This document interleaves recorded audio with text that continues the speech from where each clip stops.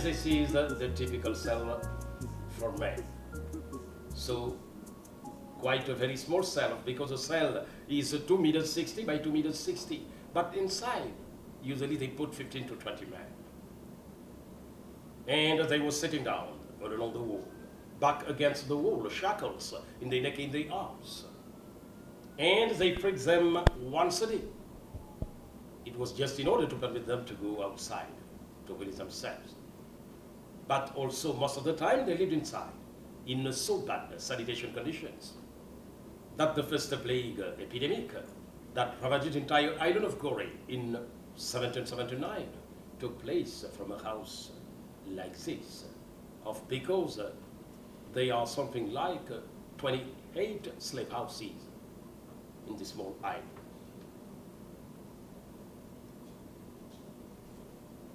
Next is the famous cell reserved for kids, children from 6 years old until 17.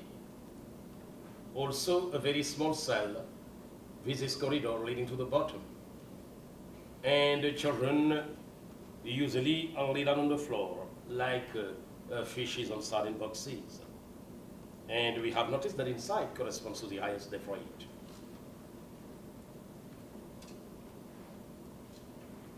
So the next corresponds to the famous cell reserved for the young girls, particularly for virgins, because they separate women with young girls. And the thing comes from the African custom.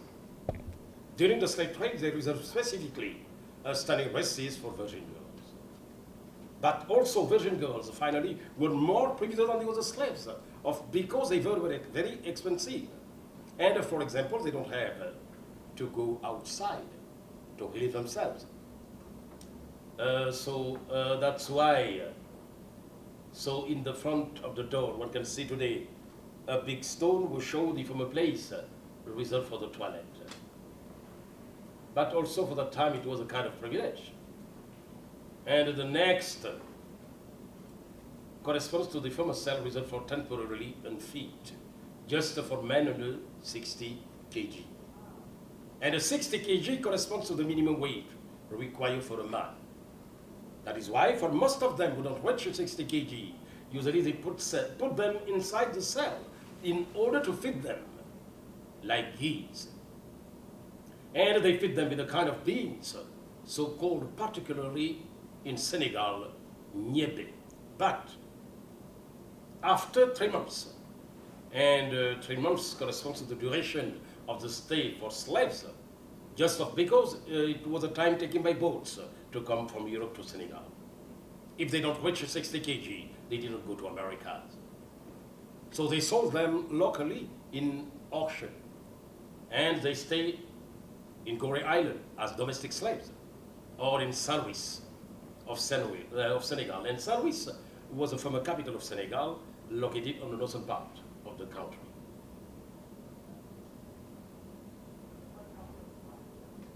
So what you see is located under the stairs, and it was where the rebellious slaves was kept.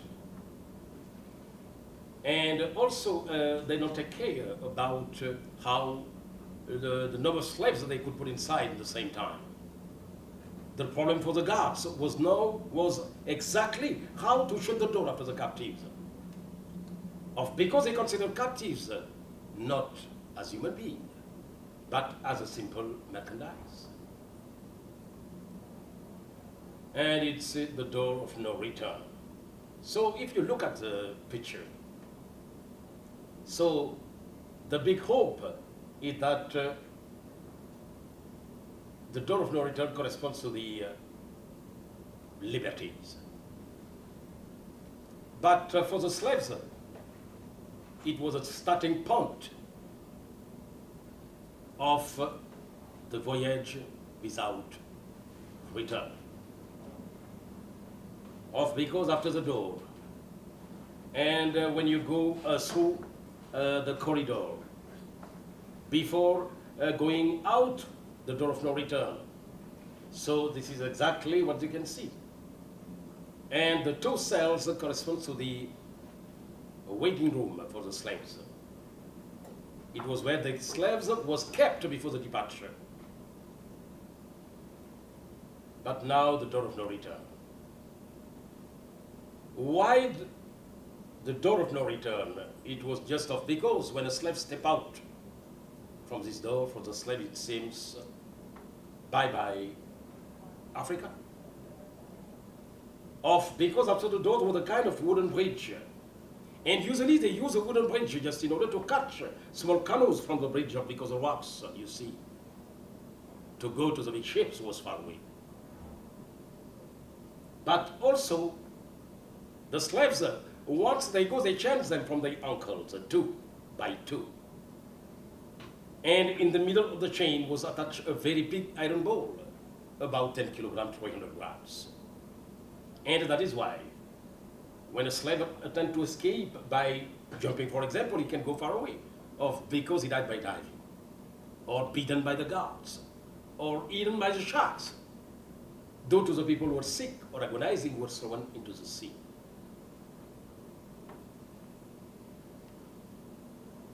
The rocks. And upstairs was where the traders was living. But now the big question is how those people during the slave trade could live upstairs, which was happening downstairs.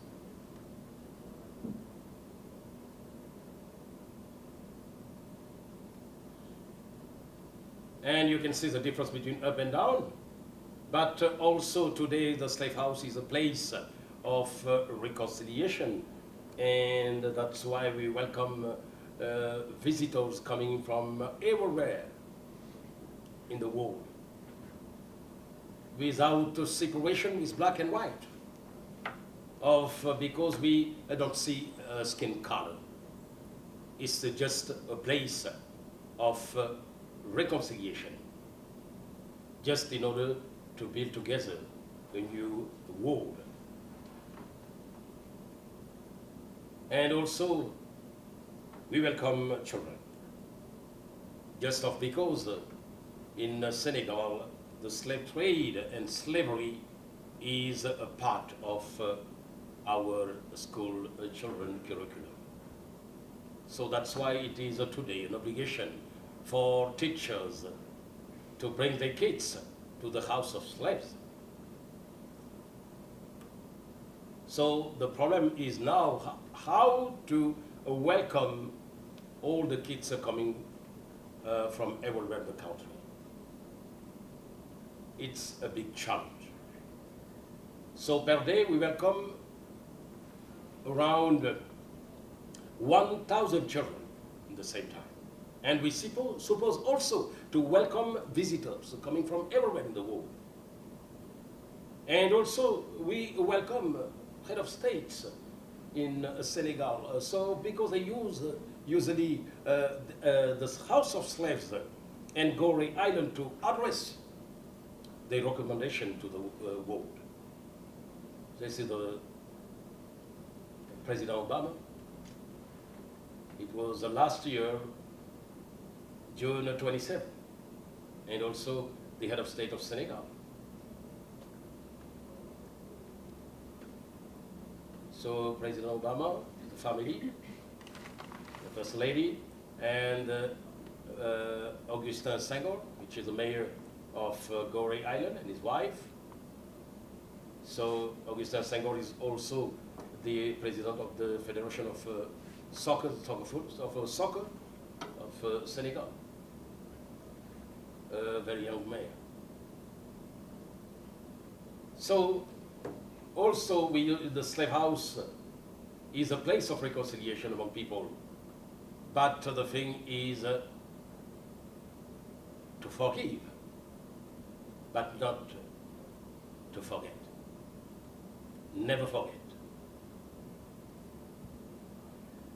And also, I use this picture just to say that we have to fight for the liberties. And this is an expression of a beautiful world with equality, peace, and reconciliation. And also, I would like to quote President Abraham Lincoln in giving freedom to the slaves. We assure freedom to the free. Thank you very